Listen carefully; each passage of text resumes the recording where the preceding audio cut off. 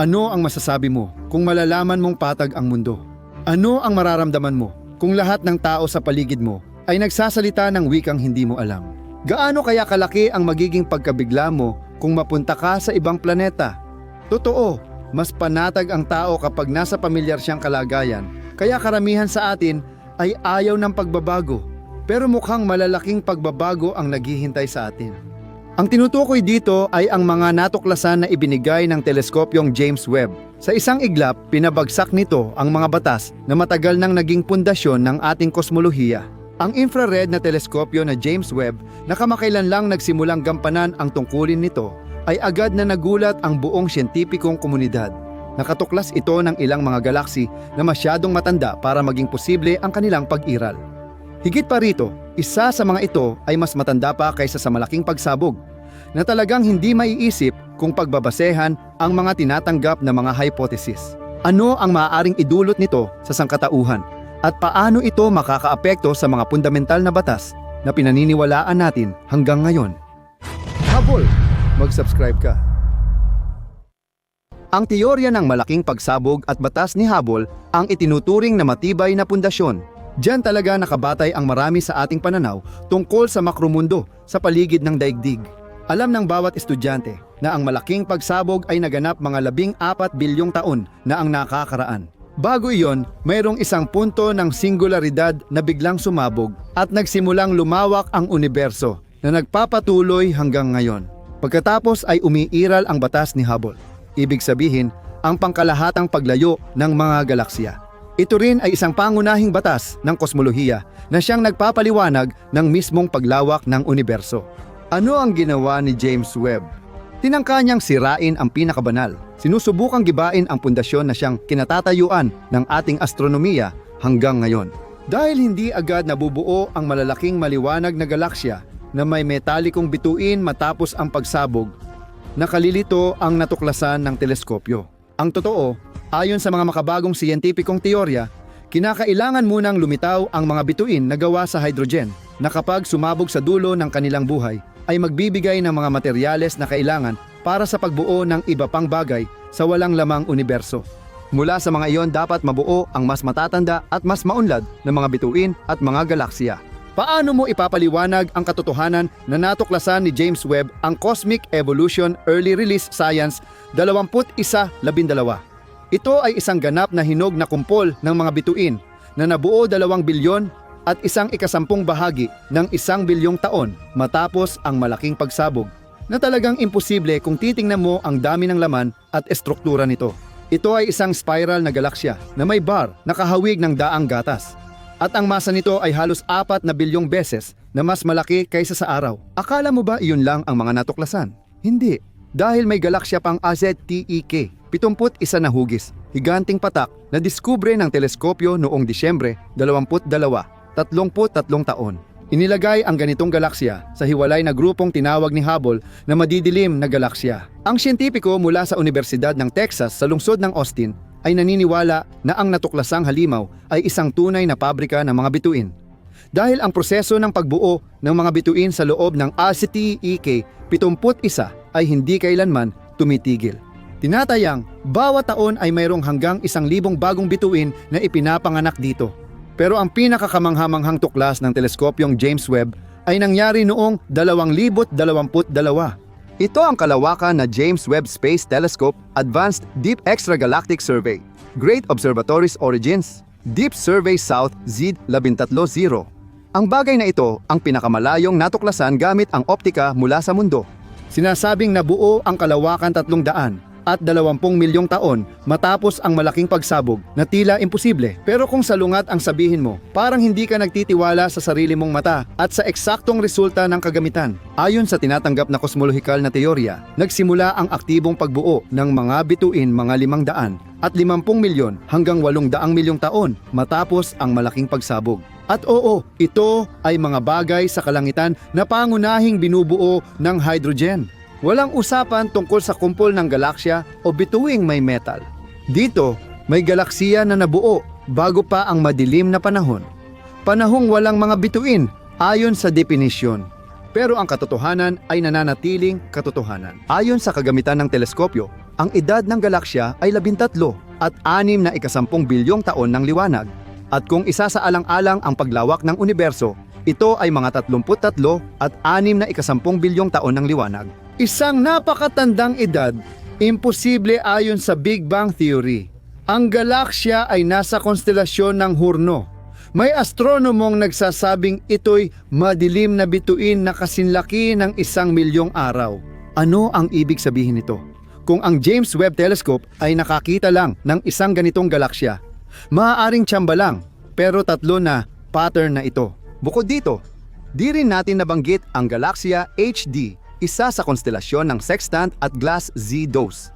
Sa ngayon, kapantay nila ang James Webb Space Telescope Advanced Deep Extragalactic Survey, Great Observatories Origins, Deep Survey South, Z13-0 sa unang pwesto. Pinaniniwalaang ang HD isa ay maaaring tinitirhan ng unang henerasyong bituin na lumitaw matapos ang Big Bang. Pero gaya ng meme, di ito tiyak.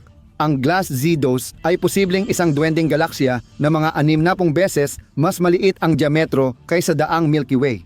Pag-isipan mo rin ito. Kung isasaalang-alang ang edad ng mga nabanggit na galaksya, lumalabas na nagsimula ang kanilang pagbuo matagal bago ang malaking pagsabog. Hindi ba ito ang pagbagsak ng mga kilalang teorya? Sa lahat ng teleskopyo na meron tayo sa ngayon, si James Webb ang pinaka-advanced. Lalo na pagdating sa optical system, kaya wala talagang dahilan para hindi pagkatiwalaan ang kanyang mga datos. Alam mo ba kung ano ang kamangha-mangha at nakakatakot? Wala pang teleskopyo, sa lupa man o orbit, ang nakakita ng batang galaksya na may kakaunting hydrogen na bituin. Lahat ng mga bagay na ipinapadala sa atin ng mga optical na kagamitan, maging larawan o datos, ay ganap ng nabuo, puno ng napakaraming mga bituin at napakakomplikado ng kanilang estruktura. Paano mo ipapaliwanag ang fenomeno na ito ayon sa pamantayang kosmolohiya? Magtatanong ka, bakit nga ba kailangang umasa rito? Hindi ba pwedeng subukan nating mag-isip ng isang ganap na bagong paliwanag? Pero ang pandaigdigang komunidad ng mga siyentipiko ay hindi naman talaga balak gawin iyon. Ang layunin nito ay iangkop ang mga nakuhang datos sa mga umiiral ng teorya. Sa kabilang banda, maiintindihan mo rin sila dahil mas madaling sumira kaysa magtayo, pero hindi sapat na balewalain ang halata. Dapat mo rin itong ipaliwanag. Paano ipinaliwanag ng mga siyentipiko ang pagkakaroon ng matatanda at nabuo ng galaksya sa mga lugar na hindi inaasahan? Unang paliwanag, bigla ang pagbuo ng bituin. Nilalayo nitong ipaliwanag ang paglitaw ng napakaliwanag ng mga bituin at galaksya sa pinakailalim ng kalawakan. Sa ganitong kaso, nakakatulong ang simulasyong ginawa sa supercomputer. Bilang resulta nito, napag-alaman na noong simula ng panahon, laganap ang isang pangyayari na tinatawag na bigla ang pagbuo ng mga bituin. Ano ang ibig sabihin nito? Itinuturing na noon ang paglitaw ng mga bituin ay sinamahan ng panapanahong mga pagsabog na siyang naging dahilan ng liwanag ng mga sinaunang galaksya. Sinasabi na ngayon, ang mga kumpol ng bituin ay kalmado at matatag, pero noon ay iba ang sitwasyon. Sa totoo lang, ginagamit ng mga astronomo ang terminong sumasabog na pagbuo ng bituin para sa mga galaksiyang may maliit na masa tulad ng mga nabuo kaagad pagkatapos ipanganak ang ating universo. Kaya pinagsama ng mga siyentipiko ang mga katotohanan at napagpasyahan na ang hindi inaasahang liwanag ng sinaunang galaksya ay dulot ng mabilis na pagbuo ng bituin, hindi dahil sa laki o dami ng mga ito. Kasama sa mga ganitong bagay, halimbawa, ang galaksya na tinatawag na Messier 82. Sa galaksyang ito, 10 beses na mas mabilis ang pagbuo ng mga bituin kumpara sa ating daang Milky. Matatagpuan ito sa makapal na ulap ng alikabok, ngunit ang kalamangan ni James Webb ay ang kakayahan nitong obserbahan ang mga bagay sa infrared na saklaw. Paliwanag 2. Pagtanda ng liwanag. Kakaiba ang hipotesis na ito at tila kinokontra ang batas ni Hubble ukol sa paglawak ng universo, kung saan ang mga galaksya na lumalayo ay nasa pulang saklaw at ang mga papalapit ay nasa asul. Noong 1929, tinutulan ng pisikong si Fritz Zwicky ang mga konklusyon ni Hubble. Iginiit niyang tumatanda ang liwanag habang dumadaan sa universo, kaya nagkakaroon ng pulang paglihis. Sa mas simpleng paliwanag, nababawasan ang enerhiya ng mga photon ng liwanag dahil sa pagkalat sa kalawakan at epekto ng grabidad ng mga nadaanan. Kaya ayon kay Zwicky, walang anumang paglawak na nangyayari at ang universo ay ganap na hindi gumagalaw. Matagal ding nakatingga ang hipotesis na ito, pero ngayon ay nabigyan ito ng bagong pansin. Pasensya na sa kalokohang biro. Isang Indianong siyentipiko na si Gupta na nagtatrabaho sa Universidad sa Canada ang nagpasya na pag-isahin ang teorya ng pagtanda ng liwanag at paglawak ng universo. Pinagsama niya ang kanilang mga postulado. Ano ang ibig sabihin nito? Napagpasyahan ng astronomo na, sa totoo lang, kung isasaalang-alang ang mga nabanggit na teorya, ang malaking pagsabog ay nangyari ng mas matagal pa, higit 26 na bilyong taon na ang nakalipas. Kaya ang liwanag na nakikita natin ngayon ay matagal nang naglakbay sa panahon. Ikatlong paliwanag, teorya ng nagbabagong konstante ng kalikasan. Madaling intindihin ito. Sinasabi nitong magkaiba ang mga batas ng universo noon at ngayon. Ibig sabihin, maaaring nagbago rin sa paglipas ng panahon ang mga konstante na akala natin ay hindi nagbabago. Dito, dapat ding banggitin ang binagong Newtonian dynamics o ang teoryang modified Newtonian dynamics. Dito, sinubukang ipaliwanag ng Israeli na pisiko na si Mordecai Milgrom ang pag-ikot ng mga galaksya nang hindi isinama ang dark matter. Ayon sa ilang astronomo, layunin nitong ipaliwanag ang ilang hindi tugma sa pagitan ng batas at nakuhang datos. Nahikayat ba kayo ng mga nabanggit na paliwanag at teorya?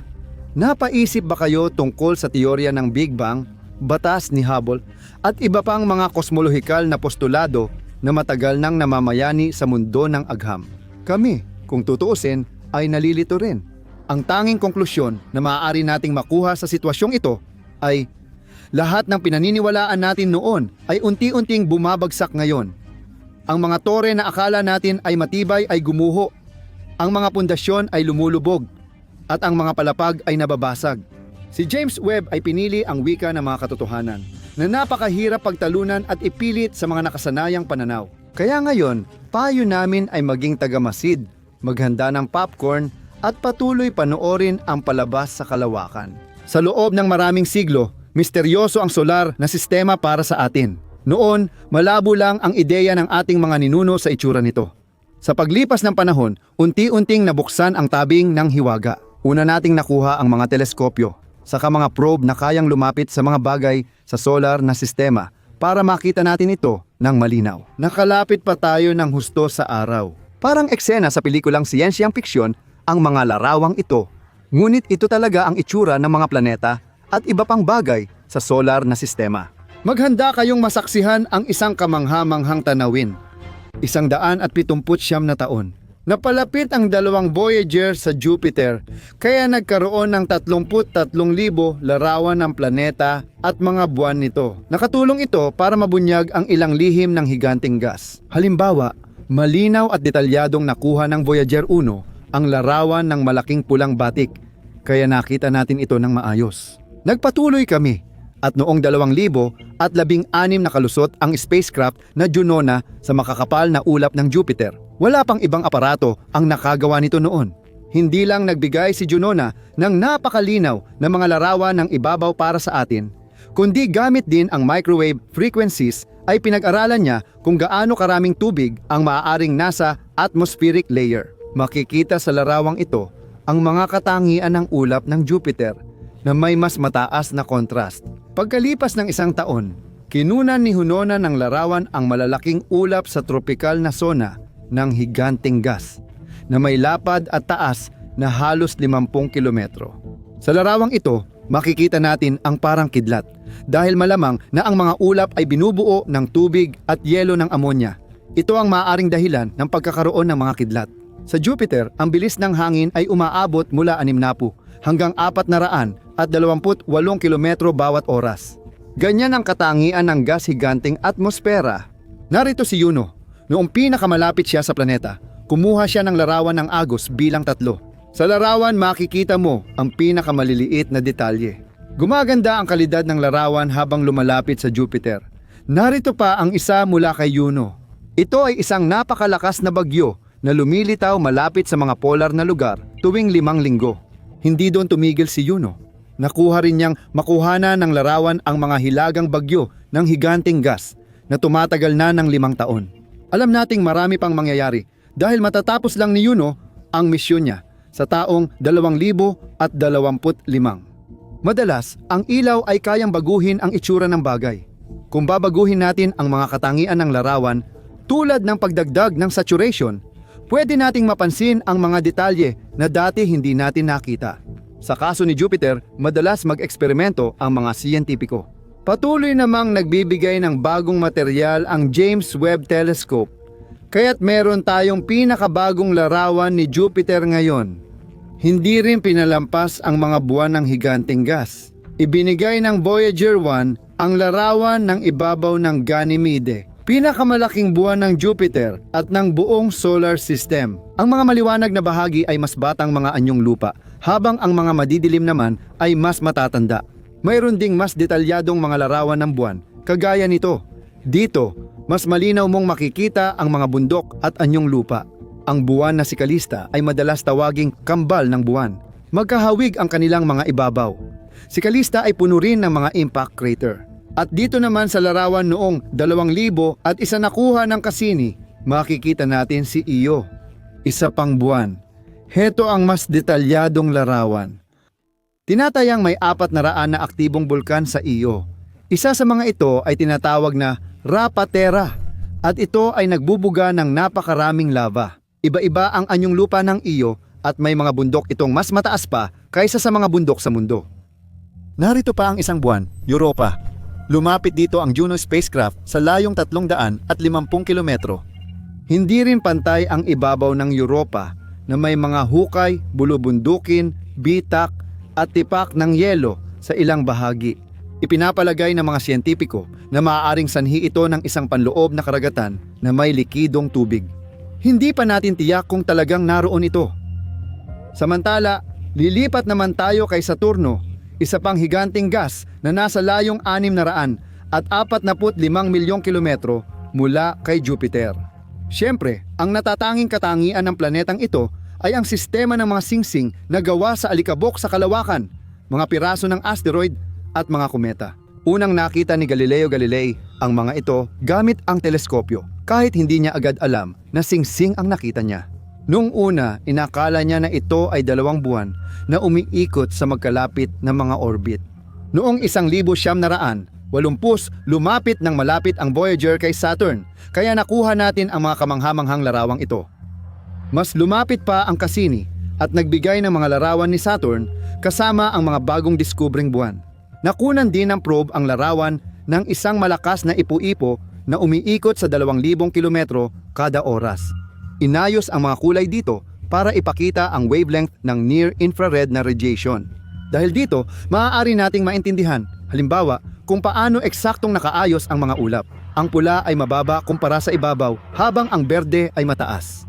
Kinuha rin ni Cassini ang ganitong kawili-wiling larawan ng ulap sa Saturn. Sa atmosfera ng gas na higante, maraming methane, kaya ang mga sinag ng araw ay nasisipsip at nagkakalat dahil sa epekto ng atmosfera. Sa Saturn, iba ang hilagang liwanag kumpara sa daigdig. Ganito ang itsura nito sa daigdig. Pero hindi natin basta makikita ang hilagang liwanag sa Saturn, dahil lumilitaw lang ito sa infrared na liwanag kapag ang atmosfera ay nakikipag-ugnayan sa solar wind.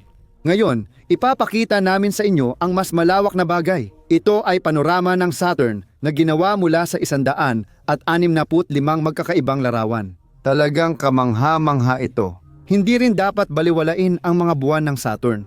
Sa lahat, ang pinakakapansin-pansin ay si Enceladus. Napakataas ng aktibidad ng heolohiya dito at napakaraming geyser na nag-iiwan ng bakas habang umiikot ang buwan sa kanyang orbit. Makikita ito ng malinaw sa isa sa mga larawan. Kahanga-hanga na ang bakas na ito ay nananatili at bumubuo ng singsing sa paligid ng Saturn. Batay rin sa datos ni Cassini, nagawa ang kompletong mapa ng Enceladus. Dito, makikita natin ang bahagi sa hilaga na puno ng mga bunganga. Ibig sabihin, ang anyong lupa rito ay luma at matagal nang di nababago, samantalang kabaliktaran ito sa timog. Malamang may mga hydrothermal na bukal sa ilalim ng ibabaw. Sa teorya, kaya nilang magbigay ng pinakamahusay na kondisyon para sa pag-iral ng pinakapayak na organismo. Isa pang buwan ng Saturn, si Titan. Hindi lang siya ang pinakamalaking buwan ng planetang ito, kundi isa ring lugar kung saan maaaring umiral ang buhay. Natuklasan ng Cassini spacecraft na may mga bakas ng lawa rito, na karamihan ay binubuo ng ethane at methane. Lumilitaw ang mga lawa sa proseso ng paglabas ng gas. Ang likidong nitrogen sa ilalim ng ibabaw ay umiinit, nagiging gas at nag-iiwan ng hukay. Halimbawa, kawili-wili ang larawan ng lawa ng Kivu Lacus na nagpapakita ng refleksyon. Maaaring magpahiwatig ang malalawak na likido sa ibabaw ng buwan ng presensya ng mga dagat. May teoryang may nabubuhay sa mga basin na hindi nangangailangan ng tubig. Dahil gawa ito sa mga hydrocarbon, posible itong mabuhay sa mga lawa ng methane. Si Voyager 2 sa kanyang paglalakbay ay lumapit sa Uranus. Tama lang na tawagin itong isang higanteng yelo na may mga ulap, hilagang liwanag, at kahit isang sistema ng mga singsing kahit hindi ito kasingkita ng kay Saturn. Nagtagumpay si Voyager kumuha ng larawan, ngunit mas marami pa tayong makukuha mula kay James Webb. Ipinakita na sa atin ng teleskopyo ang larawan ng Uranus at ng 6 nitong buwan. At ngayon ay lilipat na tayo sa ating pangunahing bituin, ang araw. Ngayon ay nakakakuha tayo ng mas marami at mas kamanghamanghang mga larawan. Dati, hindi tayo makalapit sa araw sa tamang distansya dahil umaabot sa milyon-milyong degree ang temperatura nito. Binago ng makabagong teleskopyo at advanced na sasakyang pangkalawakan ang sitwasyon. At ngayon, inilunsad ng National Aeronautics and Space Administration ang Parker na probe na nakalipad sa panlabas na bahagi ng atmosfera ng araw, kung saan umaabot sa 1,100,000 degree Celsius ang temperatura. Bilang resulta, nakuha natin ang ganitong larawan. Patuloy na namamangha ang ating isipan sa mga larawan ng ating solar system, kahit na parang nakita na natin ang lahat. Sa totoo lang, marami pang kamangha-mangha at hindi pa natin alam ang itinatago ng ating pinakamalapit na kapitbahay sa kalawakan. May mga matutuklasan pa tayo na tiyak na makapagpapamangha sa ating imahinasyon. Nakapaglaro ka na ba ng taguan? Karamihan sa atin ay sasagot ng oo sa tanong na ito. Sa tingin mo ba mahirap maghanap ng itim na pusa sa madilim na kwarto kung wala naman ito? Pero ito mismo ang walang saysay na ginagawa ng ating mga astronomo sa loob ng ilang siglo. Ano nga ba ang hinahanap nila? Hinahanap nila ang anumang bakas ng sibilisasyong galing sa ibang planeta, ngunit walang saysay kaya ang kanilang pagsisikap. Maaaring mayroong isang kritikal na hadlang na pumapatay sa buhay sa isang tiyak na yugto ng pag-unlad nito. Ang pangunahing hadlang sa objetibong pagsusuri ng sitwasyon ay ang pananaw natin tungkol sa buhay sa ibang planeta. Paano mo maiisip o makikilala ang isang bagay na hindi mo pa nakita? Magbigay tayo ng isang simpleng halimbawa. Ipagpalagay natin na buong buhay mo ay ginugol mo sa isang kolonyang nasa ilalim ng lupa. Halimbawa, katulad ng sa akda ni Glukhovsky na Metro 2033. Mula pagkabata, ang nakikita mo lang sa paligid ay mga bakal at batong estruktura. Pati na rin ang mga kapwa mo nilalang. Pero ni isang halaman ay hindi mo pa nakita. Tapos bigla kang iniyahon sa ibabaw at dinala sa gitna ng isang botanical garden. Kasabay nito, sinasabi nilang buhay din ang mga damo, bulaklak at puno tulad ng tao. Paano ka magre-react dito at paano ka makikisalamuha sa kanila? At kung hindi ka pinaalalahanan, magmumukha bang buhay na nilalang sa iyo ang isang roble o rosas? Sa katang-isip na panitikan, madalas may hindi pagkakaunawaan sa tao at dayuhan dahil sa malaking pagkakaiba ng anyo ng buhay. Halimbawa, sa nobela ni Stanislav Lem na Solaris, pinag-uusapan ang tungkol sa isang matalinong karagatan. Ngunit hindi nagiging posible ang magkaroon ng produktibong pakikipag-ugnayan dito. Kahit na may mga aktibong pagsubok mula sa magkabilang panig, anong aral ang dapat nating matutunan? Malamang, sa pakikipag-ugnayan ng iba't ibang anyo ng buhay, magkakaroon ng napakaraming limitasyon at hadlang, kapwa para sa sibilisasyong tao at sa mga dayuhan. Ibig sabihin, maaaring hindi lang natin talaga napapansin ang isa't isa. At lahat ng ito ay dahil, kung ika nga sa isang linya mula sa nobelang Solaris, wala tayong hinahanap kundi kapwa-tao.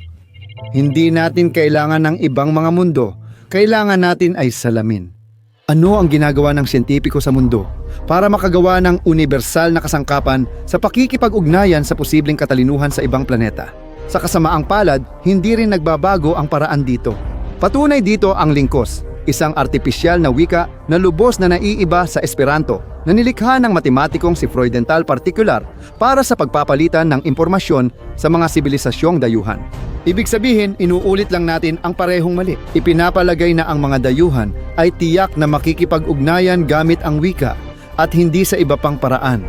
Gayunpaman, may pagkakaiba pa rin dahil ang prinsipyo ng komunikasyong ito ay ang universal na wika ng matematika. Pero magiging epektibo lang ito kung ang buhay ng mga dayuhan ay sumusunod din sa katulad ng mga batas. Dalawang ganitong mensahe na ang naipadala sa kalawakan noong 1900, 1999 at 2003, wala pang sagot hanggang ngayon. Parang gusto ko tuloy gamitin ang tanong ni Enrico Fermi. Nasaan na silang lahat? Ibig bang sabihin nito na nabuhay ng walang saysay si Frank Donald Drake na gumawa ng equation para matukoy ang bilang ng mga sibilisasyong dayuhan sa ating kalawakan?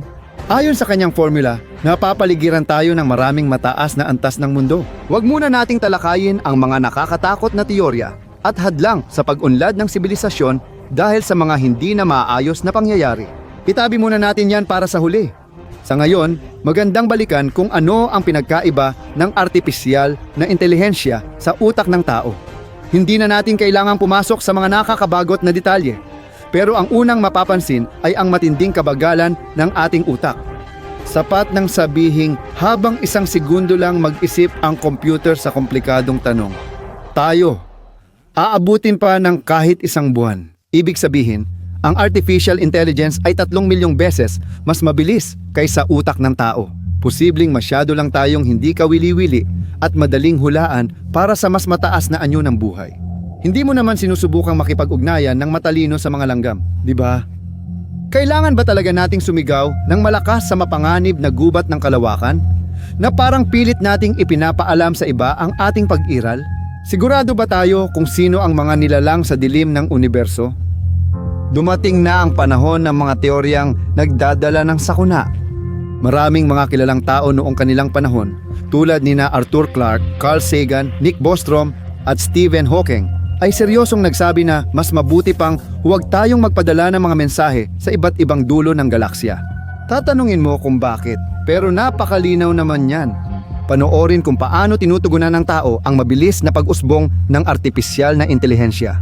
Natatakot tayo na balang araw ay matagumpay na malalampasan ng mga computer ang Turing test, magkakaroon ng sariling kamalayan at magsisimulang gumawa ng mga desisyon na salungat sa atin. Tandaan mo ang katang-isip na pag-aaklas ng mga makina. Bakit nga ba natin ito pinag-uusapan? Dahil malaki ang posibilidad na mayroong tinatawag na dakilang salaan na maaari nating matisod o mapagdaanan. Ayon sa hipotesis na ito na inilahad ng futuristang si Robin Hanson, may nakapaloob na mekanismo sa universo na sumisira sa mga sibilisasyon kapag umabot na sila sa antas na ang kanilang mga bakas ng aktibidad ay maaaring mapansin ng ibang mga tagamasid. Ibig mo bang sabihin masama ang dulot ng katalinuhan? Kung i-extrapola natin ang konklusyong ito sa sibilisasyong pantao, mas nagiging matagumpay at mabilis tayong papalapit sa technical at kognitibong singularidad. Mas lumiliit ang tsansa natin na mabuhay sa hinaharap. Maaaring ang dakilang filter ang sumira sa lahat ng sibilisasyong umabot sa 2 antas ng Kardashev scale. Paalala, ang mga sibilisasyon sa yugtong ito ay gumagamit ng enerhiya hindi lang mula sa kanilang sariling bituin, kundi pati na rin mula sa kanilang buong galaksya. Madaling mapansin ang ganitong sibilisasyon dahil sa mga mega-estruktura tulad ng Dyson Sphere o Swarm at ang aktibong pagpapalawak ng mga miyembro nito na nagkakalat ng spora sa ibang planeta. Sa anong yugto maaaring magsimulang umiral ang dakilang salain? Para maabot ang 2 sibilisasyon, dapat malagpasan ang 9 na hakbang. Ayon sa mga siyentipikong taga-daigdig, totoo ito pero malamang hindi lang ito ang tanging paraan. Kung buod, una ay nabubuo ang isang bituin na may ilang mga planeta. Pagkatapos, sa isa sa mga ito ay lumilitaw ang mga kondisyon para sa pagsisimula ng buhay. Sa simula, simple lang. Tapos nagiging mas komplikado, nagsisimula sa mga isang selula. Pagkatapos ay nagsisimulang dumami ng aktibo ang mga eukaryote. Dahil dito, lumilitaw ang mga maraming selula na organismo na unti-unting umuunlad hanggang sa maging Homo sapiens. Pero dito muna tayo titigil hanggat ang individual na ito ay umuunlad ng hindi umaalis sa sariling planeta o sa malapit nitong paligid, wala tayong dapat ipag-alala. Pero kapag ang isang sibilisasyon ay malakihang tumaas ang paggamit ng enerhiya at nagsimulang kolonisahin ang iba pang mga celestial na katawan, magsisimula ng gumana ang hadlang na sumisira sa mga umaangat. Ano ang maaaring idulot ng dakilang filter sa atin? Kahit ano. Mula sa sariling pagkawasak ng sibilisasyon hanggang sa kosmikong o likas na kalamidad.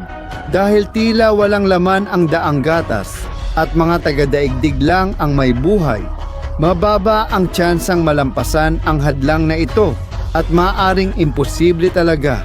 Ano ang maaaring pumigil sa ating pag-unlad? Dahil isang katawang langit lang ang daigdig sa gitna ng mapanganib na kalawakan, walang garantiya na hindi ito tatamaan ng asteroid kahit bukas o sa hinaharap. Kung ang diameter nito ay mga 1 kilometro o higit pa, posible talagang bumalik sa simula ang makabagong lipunan ng tao, ibig sabihin sa panahon ng bato.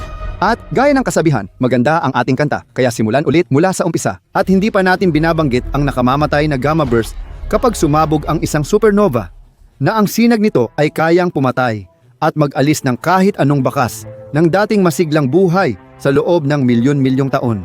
O kaya naman ay ang pagsalakay ng mga nilalang mula sa ibang planeta na mas mataas ang antas kaysa sa atin. Bakit hindi natin ito isipin? Sumisigaw naman tayo tungkol sa ating sarili sa buong kalawakan. Hindi naman kailangang maghintay ng banta mula sa labas. Kaya naman nating wasakin ang ating sarili, halimbawa sa pamamagitan ng pagsisimula ng pandaigdigang digmaang nuklear na tiyak na magdudulot ng ekolohikal na sakuna, pagkaubos ng mga yaman at malawakang pagkalipol. Kasama rin dito ang isang nakamamatay na virus na maaaring pumatay ng kalahati ng mundo, o ang paggawa ng isang bagay na katulad ng Hadron Collider na may mapaminsalang mga epekto. Maraming mga posibilidad dito. Ang ikatlong uri ng senaryo ng dakilang filter ay ang pagsabog ng superbulkan.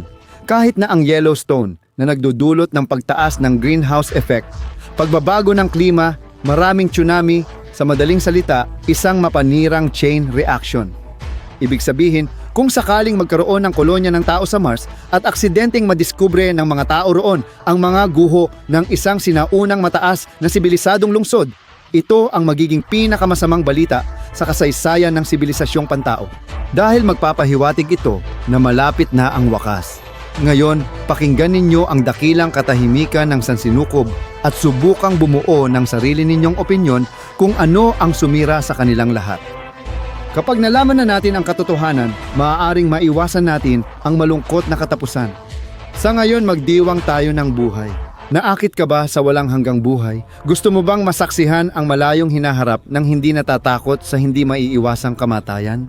Matagal nang kinahuhumalingan ng tao ang immortalidad. Hangad ng sangkatauhan ang walang hanggan at laging naghahanap ng paraan para humaba ang buhay o makamit ito. Siguradong narinig mo na ang tungkol sa pilosopikal na bato. Isang alamat na artipakto na sinasabing kayang gawing ginto at pilak ng mga alkemista ang iba't ibang karaniwang metal. Ang pinakamahalaga, gamit ito, pwedeng makagawa ng eliksir ng buhay na tinatawag ding inuming ginto. Ang inumin ay kailangang inumin sa maliliit na dosis. Unti-unting nagpapagaling sa katawan mula sa lahat ng karamdaman. Ang pinakahuling layunin, ang mismong immortalidad. Sa ngayon, ang batong pilosopo ay isang magandang alamat. Walang nakakaalam kung may nakagawa nga ba talaga nito sa totoong buhay. May balitang nagawa ni Nicolas Flamel, isang Pranses na alkemista, ang batong nagbibigay ng walang hanggang buhay. Kumalat ang mga usap-usapan dahil nabuhay si Flamel ng 80 taon na mahaba para sa panahong iyon. Kahit matapos siyang mamatay, naniniwala pa rin ang mga tao na nagkunwari lang ng kamatayan ang alkemista para di siya mapaghinalaan. Ito ay isang kwento mula pa noong ika-14 na siglo, ngunit makakahanap pa tayo ng mga halimbawa mula sa malayong sinaunang panahon. Sikat ang epiko tungkol kay Gilgamesh, isang Sumeryanong hari.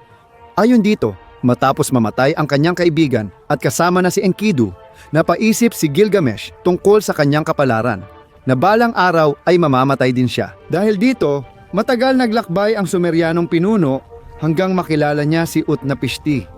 Nakaligtas siya sa malaking baha, nagtatag ng bagong lahi at ginantimpalaan ni Enki ng walang hanggang buhay. Si Utnapishti ang nagbunyag ng lihim kay Gilgamesh.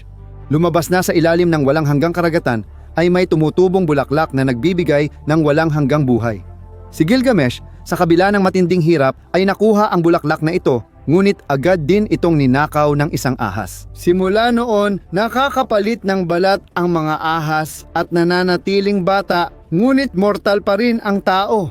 Ngayon, iba na ang panahon pero nananatili pa rin ang usapin ng walang kamatayan. Ngayon ay tinatalakay na ng mga siyentipiko. Ano na ang sinasabi tungkol sa walang kamatayan at posibilidad nitong makamit? Ano ang maaaring kahinatnan para sa tao kung magkakaroon ng walang hanggang buhay? Ang usapin ng walang hanggang buhay ay nakasentro sa pagtanda na siyang dahilan kung bakit di natin makamit ang immortalidad. Dahil habang tumatanda, nawawala ang kakayahan ng lahat ng bahagi ng katawan na magtrabaho ng sabay-sabay at maayos. Ang mga matatanda ay hindi namamatay dahil sa pagtanda. Gaano man ito kaparadoxical pakinggan.